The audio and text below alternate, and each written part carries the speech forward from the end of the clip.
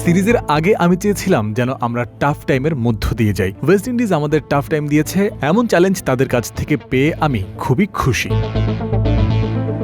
উইন্ডিজদের কাছে white wash হওয়ার পর ম্যাচ প্রেজেন্টেশনে এসে কথাগুলো বলেছেন বাংলাদেশের অধিনায়ক লিটন দাস। ৩ ম্যাচের এই টি-20 সিরিজ শুরুর আগে সংবাদ সম্মেলনে তিনি বলেছিলেন, টাইগার ক্রিকেটাররা এই সিরিজের প্রেশারের মধ্যে পড়ুক, সেটাই তিনি চান, কারণ তাতেই হবে ক্রিকেটারদের আসল পরীক্ষা। সত্যিই কঠিন এক পরীক্ষা পর্ব শেষ করলেন শামীম পাটোয়ারি, জাকের আলীরা। বাস্তবতার মুখোমুখিও তারা হলেন। কোথায় পিছিয়ে আর কোথায় উন্নতি করতে হবে তাও বুঝলেন হাড়ে হাড়ে।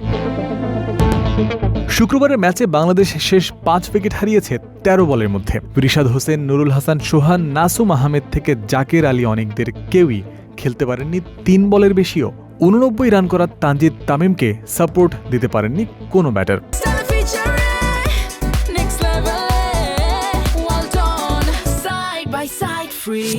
টাইগার ব্যাটাররা যেখানে দাঁড়াতেই পারলেন না, সেখানেই একরকম ঝড় চালালেন ২২ বছরের আগিম অগাস্ট থেকে রস্টন চেজরা। ম্যাচ জেতালেন হেসে খেলে। টাইগার ব্যাটারদের সাথে উইন্ডিজ ব্যাটারদের পার্থক্য তাহলে কোথায় হলো? এ সম্পর্কে লিটন জানিয়েছেন, শিশিরের সহায়তা আর সৌভাগ্যের সঙ্গ পেয়েছে ওয়েস্ট ইন্ডিজ। ওরা যখন বল করেছে উইকেট ব্যাট করার জন্য খুব কঠিন ছিল। আমরা যখন বল করতে এলাম তখন আর কোনো টার্ন ছিল না। পুরো মাঠে তখন শিশিরে ভিজে গেছে। ভাগ্য ওদের সহায় হয়েছে, ওরা পরে ব্যাট করতে পেরেছে। খেলার আগে আপনি কিছুই নিয়ন্ত্রণ করতে পারবেন না, বিচারও করতে পারবেন না। লিটন সব শেষে বলে গেছেন, এই সিরিজে তারা বুঝতে পেরেছেন তাদের কিছু জিনিস শিখতে হবে, কিছু জায়গায় উন্নতি করতে হবে। দিয়েছেন শক্তভাবে ফিরে আসার প্রতিশ্রুতিও।